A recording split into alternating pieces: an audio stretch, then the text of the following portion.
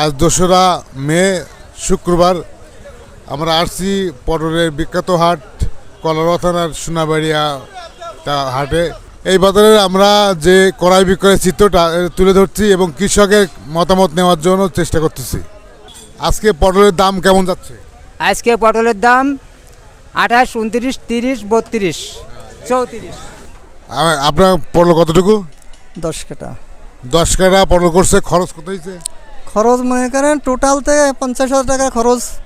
আর বিক্রয় করেছে কত? লক্ষ টাকা পর্যন্ত। তার মানে 50,000 টাকা লাভ হয়েছে। আপনার আজকে পটলের টোটাল পটল কত আনছেন আজকে? 8 মন কয় কেজি হয়েছে আপনার? 10 কাটা ভুইতে 8 মন পটল উঠছে। আমরা এই মুহূর্তে এক পটল ব্যবসায়ীর কাছে জিজ্ঞাসা করি, ভাই আপনার বাড়ি কোথায়? আমার বাড়ি সিরাজগঞ্জ। সিরাজগঞ্জ। আপনি এখান থেকে পটল কোথায় কোথায় নিয়ে যান? আমরা পটল দিই ঢাকা, কারমবাজার, যাত্রাবাড়ি, টাঙ্গাইল, সিরাজগঞ্জ, রংপুর, বগুড়া, বিভিন্ন জায়গায় বিক্রি করি আমরা। কেমন আপনার লাভ কেমন হয়? আলহামদুলিল্লাহ, খারাপ না, যাই মোটামুটি ভালো, খারাপ না। আমার এই সোনাবাড়িয়ার কলারোয়া থানা আছে সোনাবাড়িয়া, এই সোনাবাড়িয়ার বাজারের যে ব্যবসায়ীরা আছে, আরও ব্যবসায়ী বা চাষিরা, এরা কেমন আপনার? আছে যে মোটামুটি চাষিরা মোটামুটি ভালো ভালো বিদায় আমরা ব্যবসা বাণিজ্য করতে পারি।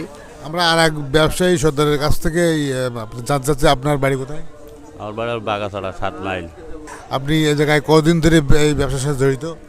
আমি সে ছোটোবেলাতে কাঁচামালের কাজ করি, সর্দারি করি। বাগাছড়া, কাজিরা, দমদম, সোনাবাড়ি সপাটের সর্দার আমি। সকালবেলা মনে করেন হাফ বস্তা করে টাকা নেই, বসতাই 2-3 গাড়ি করে মাল কেনে এক এক ব্যাপারীরা। তা 30-32 টাকা কেজি হলে তো টাকা অবশ্যই বেশি লাগে, টাকা ইনটাই বেশি করে।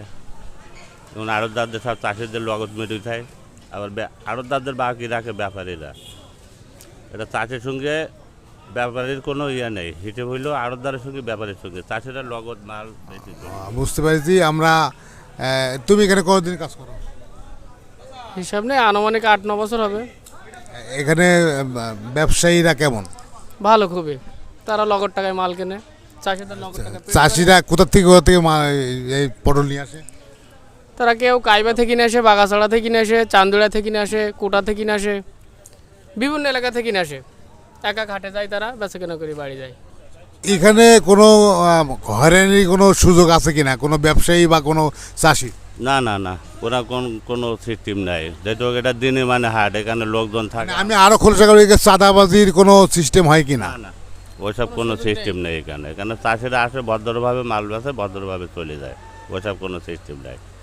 দর্শক দেখলেন এই কলারোয়ার যে সোনাবাড়িয়া হাট, এই হাটের ঐতিহ্য আছে। এখানে কোনো চাঁদাবাজি কোনো সিস্টেম নেই। চাষিরা নির্বিঘ্নে এখানে পটল নিয়ে এসে পটল বেচতে পারে এবং ব্যবসায়ীরা পটল কিনে বাংলাদেশের বিভিন্ন স্থানে নিয়ে যেতে পারে। আগামী পর্ব দেখার অনুরোধ করছি। সবাই ভালো থাকেন, সুস্থ থাকেন। আল্লাহ হাফেজ।